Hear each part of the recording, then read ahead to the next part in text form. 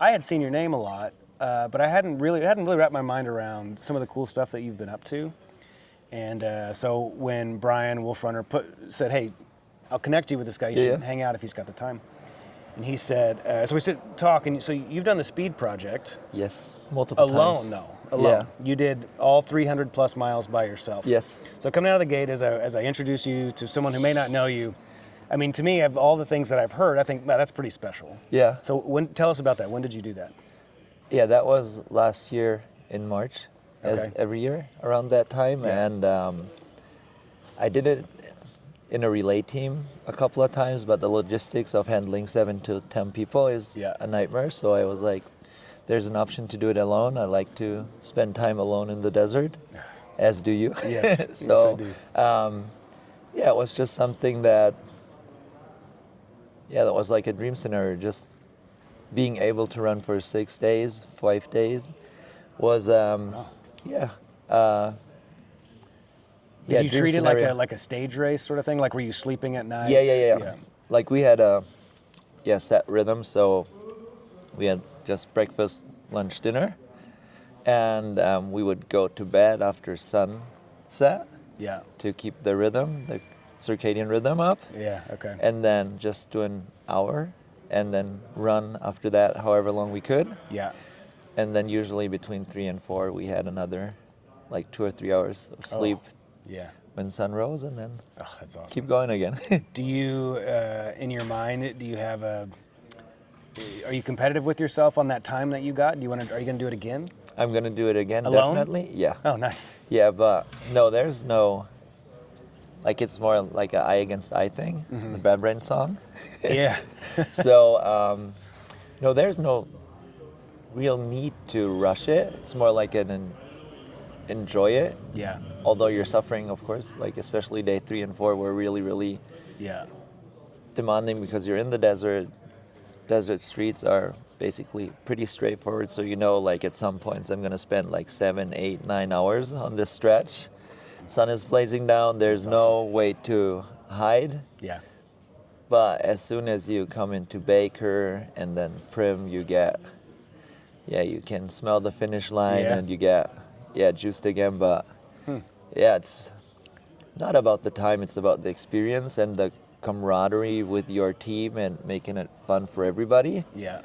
Like sometimes you have to focus on the running because you have a camping scenario, you hang out, you meet other teams, you just, sometimes you forget that you're there with a task, you just hang loose, and then at some point you're like, oh fuck, like we gotta cover another 20K today to make it worthwhile. But so you're super speedy marathon guy, 2:39. Yes.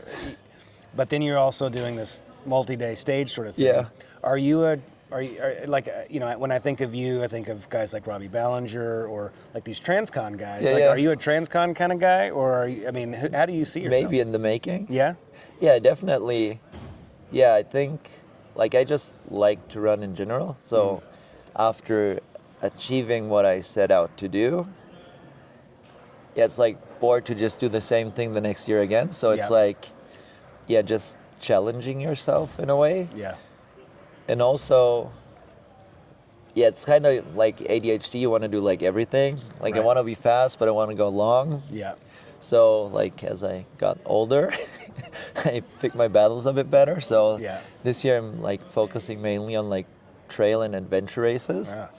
Nice. So we probably talk about the FKT. Are you calling it an FKT attempt, or is that just in the back of your mind? Hey, if I get it, I'm going to be stoked. Yeah. Talk about that. Yeah, I'll probably set out with some friends and try to run the High Sierra Trail FKT. Oh, that's awesome. Because if we don't make it, then we just don't make it. It's more like you need. Yeah, I think you always need like a goal. Yeah. Like it doesn't matter if you make it or not. Like you're the king of DNFs, I would say. Yeah, so I'm the best DNFer you've ever met.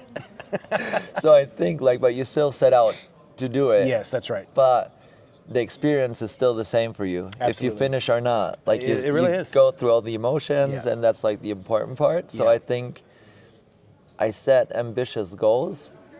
For example, I wanted to run more towards 2:35 in the marathon. Mm-hmm.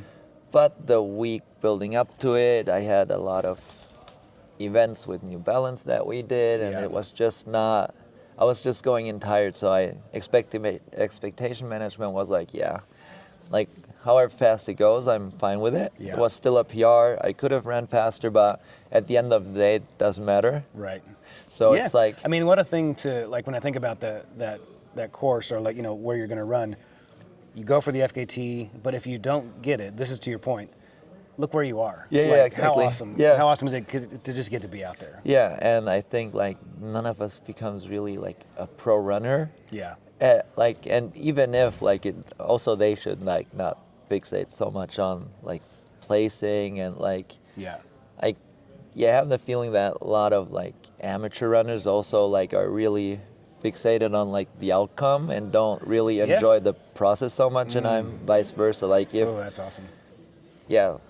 if like the race wouldn't happen, then I would still be happy with Yeah. the mileage I had before, Yeah. the training runs I did. So it's like, just the act of running that Yeah. I enjoy, and then the format like doesn't matter. I think that's a good way to.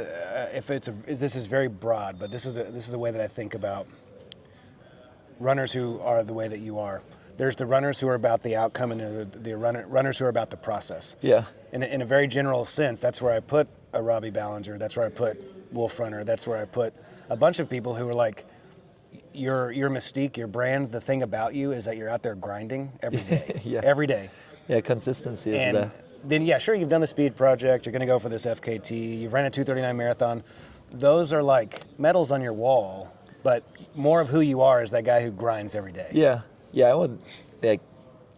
Yeah, it's like there's always like my like best thing I tell when like I talk to people who are like down because they didn't run their time is like I ran a couple years ago like 2:49 in Berlin. I was like, oh my God, this is so epic, and I still was like 1,570 something. Yeah. And I was like, yo, this is insane that so many, like there's always somebody that's like faster than you. Yeah. And in a race, like you're lucky sometimes, and then there's only 10 that are faster than you, or nobody that's faster than you. Right.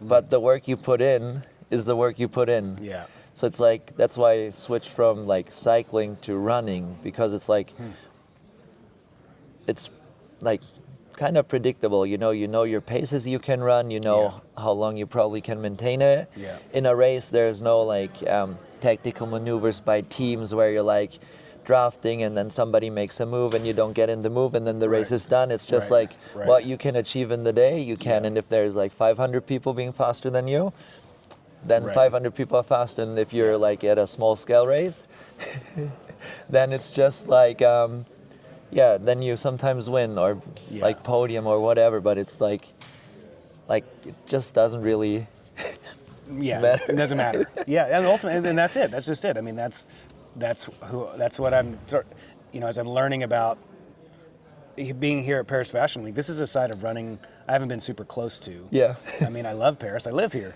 But to see you here and to see, we're sitting now just outside the Norda house here, to see this side of running. Yeah.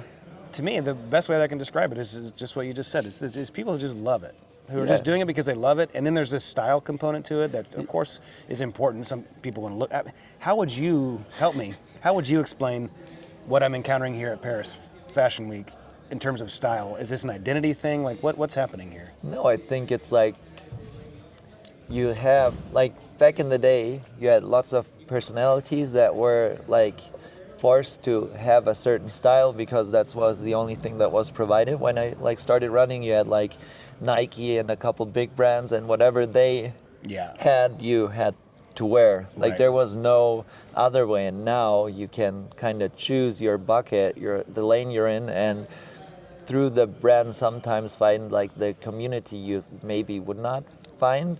Yeah. I'm a big advocate of like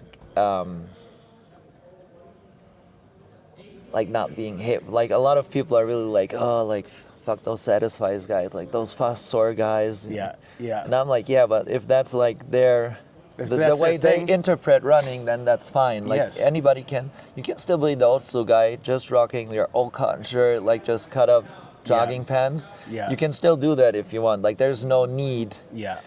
to participate in anything else. You can be the lone wolf that like just has their like old sneakers on still, that does not care about the new technology. Right. So I think it's like, just a way of finding your peers, the way you did with music. Yes. You know, when you heard a certain kind of music, you went to concert, you met your people there. Absolutely. And here it's like through brands and how they want to tell their story. Yeah. And usually the founders were in those other communities before, so it's just like a big You're meeting your people. gathering of like-minded people. That's a perfect way to put it. I mean, just as a consumer here, I mean, because you run with New Balance, but you're also here as like what you just said, you connect with these people. I mean, as I near you, the number of people that you're saying hi to, like you're clearly in the right spot for yourself. Anything that you've seen since you've been here that's gotten you particularly excited? Yeah, I'm just excited in general that there's so much diversity that you can interact with. Yeah. Like it's really open. Like if you're aware and everything, you can find your ways of the way you want to run. Like there's no like this is right, this is wrong, and I think like here you have multiple runs every day. You can pick like who you're keen to, like just like out of curiosity, like run with a crew. Yeah. You were like not that keen about, and just to find out like, hey, like there are some people, the way they live running is just different from how I want to do it. Right. And then you can still appreciate it from Yeah. afar. But yeah, I think just interacting, like looking at stuff yourself and not being like judgmental. That's my big goal of the year. Nice. To leave judgmental things out of it. You're just like observe, witnessing, but not judge. Yes. and like, hey, like this. Did you ever watch Ted Lasso? No. I mean, he said it best. He was quoting some poet that I don't know. Yeah. But I'm going to ruin it. Essentially make observation, don't make judgment. Yeah, for sure. I'm losing it, but like we're just taking it in. Yeah. We're not judging it. And there's no good and bad. Like there's no good bad runners, good bad brands. Like there's podcasts for everybody. Some might like your podcast, but another one, and vice versa. And, absolutely. But if you haven't listened to it and gave it a chance, I'm like always like, why are you bashing it if you have not like engaged in it? Yeah, right. And I think Fashion Week, like all the people here come here to experience something. Same when you go to a trail race. Right. And if you have like expectations about how it should be, you often get disappointed. But if you just go there and have no expectations, you can. It might be different than you expected it, but it can be good still. Yeah. Like there's Absolutely. I like the openness of running. Yeah. All right, one last question for you. You inspire a lot of people in the running space. You do cool stuff and people see it and it makes them want to go run, makes them want to go do stuff. Who's doing that for you? What, like, is there something you see on Instagram, something that you listen to? It doesn't have to be running related. Yeah. Simply what's inspiring you right now?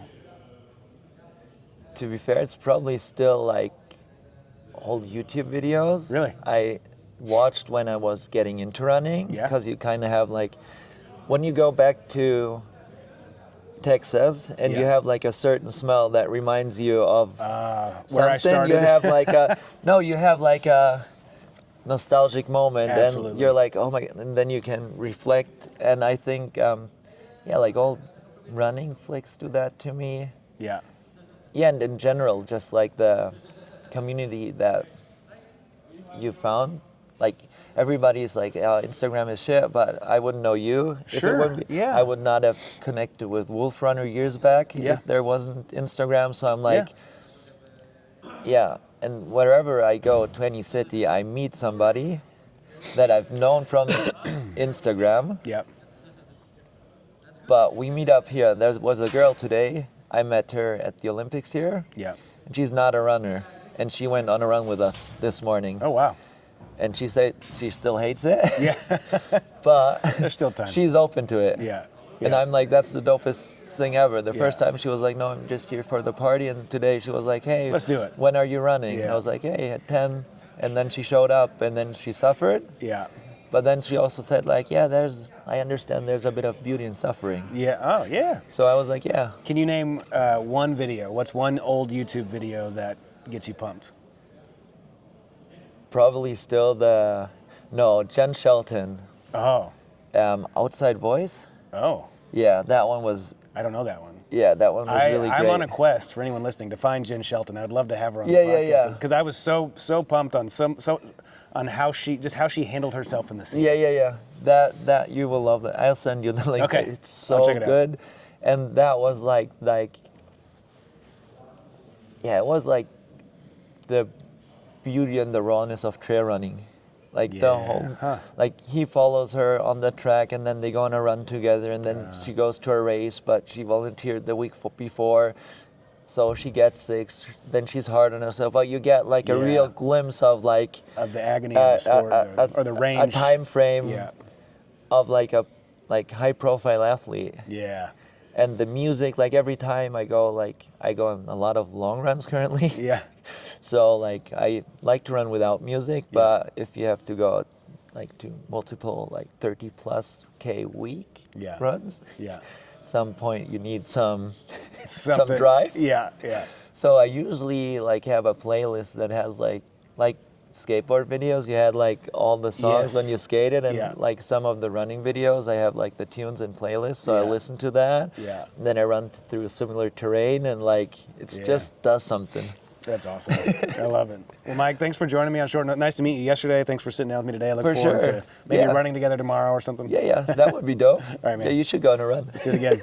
All right. Thank you.